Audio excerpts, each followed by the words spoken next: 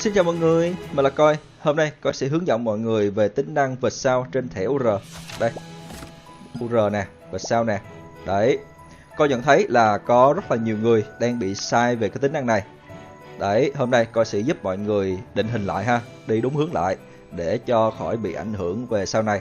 Rồi, mọi người nhớ theo dõi nha. Đầu tiên chúng ta sẽ nói về cách mở khóa vệt sao. Thì trên SR thì không có nha, chỉ có trên UR thôi. Và các bạn chỉ nên mở khóa vệt sao ở trên URS. Đấy, sau khi đã mở hết rồi á thì mới nhìn qua tiếp mấy cái thẻ UR thường.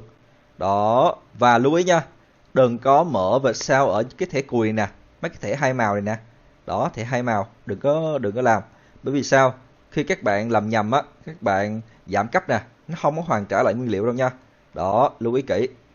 Rồi, bây giờ Coi sẽ làm mẫu trên một cái thẻ ha. Coi sẽ chọn thẻ này. Đây là thẻ trấn phái dành cho các bạn chơi hệ vật lý nè. Rồi, thượng vệt sao. Rồi. Đầu tiên chúng ta chọn cái nguyên liệu ha. Chắc chắn rồi, chúng ta chọn những cái SR nào mà nó cùi cùi nè. Đấy, rồi, đột phá thôi. Đó. Rồi, ở bước này, các bạn hãy khoan tụ năng nha. Khoan tụ năng. Các bạn bấm qua phần tái sinh này nè. Rồi, thuộc tính vệt sao. Các bạn hãy tẩy cái dòng thuộc tính vệt sao này 30 lần. Ha, tẩy 30 lần cho nó thành màu cam đi nha. Bây giờ Coi làm luôn nè. Rồi cứ tẩy thôi ha. Đó, tẩy nè. Chúng ta cứ tẩy, cũng không cần phải nhìn cái chỉ số nó thế nào đâu. Cứ lấy đại đi. Ok. Tới khi nào nó màu cam là ok. Rồi cứ tẩy đi, cứ tẩy đi. Khi gần tới rồi nè. Đó, đây. Lúc này chúng ta mới bắt đầu chúng ta nhìn off ha. Và ở thời điểm hiện tại mới early game thôi, mới đầu game thôi, các bạn cũng không nên quá quan trọng về mấy cái dòng mà trọng kích rồi chấn động này nọ đâu ha. Các bạn sẽ lấy cái dòng này cho coi nè. Đây, đây, toàn bộ tính chất này mọi người. Đây, lấy nha. Và mọi người cố gắng lấy ít nhất là 30 ha. Nhỏ nhất là 30 và tối đa là 40 á. Đấy, chúng ta lấy hết toàn bộ những cái dòng này, toàn bộ tính chất này nè ha. Rồi, sau khi các bạn đã có dòng cam rồi, chúng ta quay lại, bấm vệt sao nè. Đó, lúc này mới tụ năng nha. Rồi, giờ tụ năng nè. Rồi, tụ năng. Hên quá. Rồi, tạch rồi nè. Tạch rồi nè. Rồi, bây giờ nó tạch rồi, thì chúng ta nên tụ năng tiếp hay là đi tái tạo điểm sao chết. Đấy, để có thể quyết định chọn phương án nào, các bạn cần phải biết ý nghĩa của cái vệt sao và tác dụng của nó. Rồi, bây giờ Con sẽ nói luôn ha. Đầu tiên là cứ mỗi ô vệt sao mà chúng ta thành công này nè, thì nó sẽ gia tăng cái chỉ số cơ bản này nè, thuộc tính cơ bản này nè. Đó, các bạn có thể thấy ha, nó ghi rất là rõ luôn. Như Coi nè, Coi đã up được 2 vệt sao thì nó cộng 4%. Đó, nó ghi trong này nè. Đấy, công dụng tiếp theo mà vệt sao mang lại đó chính là khả năng cộng hưởng, gia tăng chỉ số cho nhân vật. Đây, ví dụ nha, cái thẻ này Coi để ở kho đầu tiên và kho của Coi đã full thẻ UR, thì lúc này nó sẽ bật cái cộng hưởng UR lên. Đó, và đây nó yêu cầu nè, tổng vệt sao là 30. Đó, tổng vệt sao của tất cả các thẻ này nè cộng lại 30 thì nó sẽ bật cái cộng hưởng kế tiếp. Đây, cái này 4 thôi thì này là 4.5.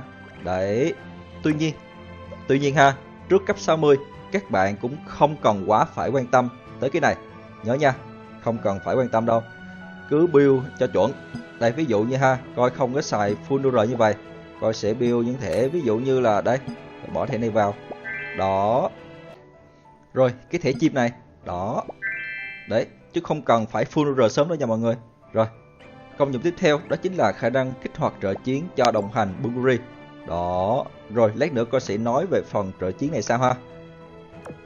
Và cuối cùng cũng chính là điều mà mọi người cần phải đặc biệt quan tâm. Đây, cái vệt sao này nó có nhiều tầng nha, chứ không phải một tầng duy nhất đâu, có nhiều tầng. Và để có thể mở khóa được tầng tiếp theo, lưu ý kỹ nha, để có thể mở khóa được tầng tiếp theo thì cái tầng 1 này nè, mọi người phải đạt ít nhất là 6 vệt sao. Nhớ nha, 6 vệt sao. Rồi bây giờ Coi sẽ thử tụ năng tiếp, xem thử cái thẻ này nó có đạt đủ điều kiện là 6 vệt sao không ha. Rồi, tụ năng nè, tiếp tục. Rồi, tạch rồi đó. Và mọi người chú ý ha, càng về sau cái tỷ lệ càng giảm nè. Đó. Rồi, tạch tiếp. Đấy, là thấy là chuẩn bị là chúng ta phải tái tạo rồi đó. Ok, lên được nè. Còn rồi, Đây, chắc chắn cái thẻ này là không thể nào mà có thể mở tầng 2 được rồi. Đó, rồi coi có bấm hết ở đây ha, coi có bấm hết đi. Ok, nó chỉ được 4 vệt sao thôi. Và lúc này, điều mọi người cần phải làm đó chính là tái tạo nè. Nó sẽ xóa hết toàn bộ ha, nó xóa tới đây luôn, nó chỉ giữ lại 2 cái đầu thôi nè.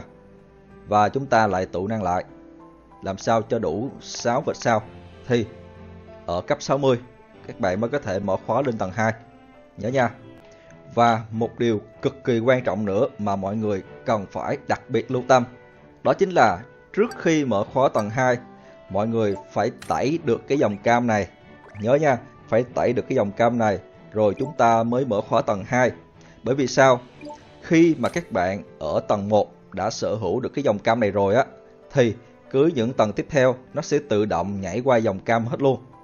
Đó, còn mà các bạn để dòng vàng mà các bạn nâng tầng lên thì những dòng sau á là nó cái vàng hết luôn. Lúc này á mọi người sẽ phải tẩy và tẩy tốn rất là nhiều tài nguyên. Đó, coi chú ý cho mọi người nhớ nha. Tiếp theo tôi sẽ nói về cái phần trợ chiến này. Đây, làm sao để có thể mở khóa. Thì mọi người để ý ha, cái kho đầu tiên này nè, nó có 5 thẻ. Điều kiện để mở khóa là tổng số vệt sao trên tất cả các thẻ UR trong cái kho này phải đạt từ 10 trở lên. Đó, như coi đang đạt nè, 4, 6, 5, lại là 15 rồi ha, là chắc chắn mở được cái slot slot này rồi. Đấy. Rồi, từ kho thứ 2 trở đi nè, nó có 6 thẻ. Thì điều kiện là chúng ta phải đạt 12 vệt sao nha mọi người. Đó, 12 vệt sao nó sẽ mở. Đó.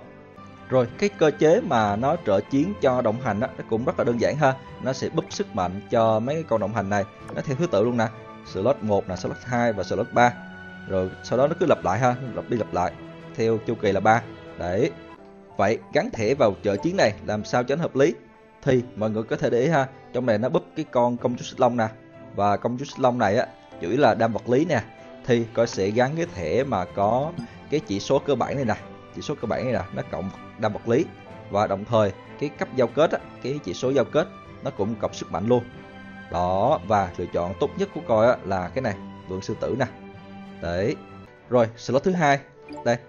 Thì nó búp cho cái con thứ 2 của coi là con mỹ nhân yêu đao. Con này á, coi dùng để tăng cơ ha.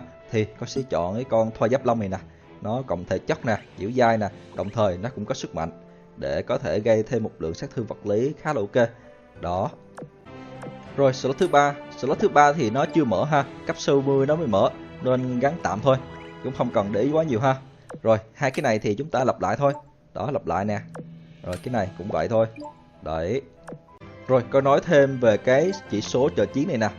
Thì nó chỉ lấy cái thuộc tính cơ bản thôi và cái cấp giao kết này thôi nè, chứ không có cộng với dòng bên dưới đâu nha. Và cái chỉ số vệt sao này cũng không có nha, nhớ nha mọi người. Đồng thời á, bởi vì nó cộng cái chỉ số cơ bản cho nên khi chúng ta tăng cấp lên thì nó cũng sẽ nhận vào luôn nha. Đó, các bạn tăng cấp nó cũng nhận vào luôn, nhớ nha. Ok, clip coi đến đây là kết thúc. Nếu mọi người cảm thấy clip hay và bổ ích thì ấn like và đăng ký kênh để ủng hộ coi nha. Còn bây giờ, xin chào tạm biệt và hẹn gặp lại. Bye bye cả nhà.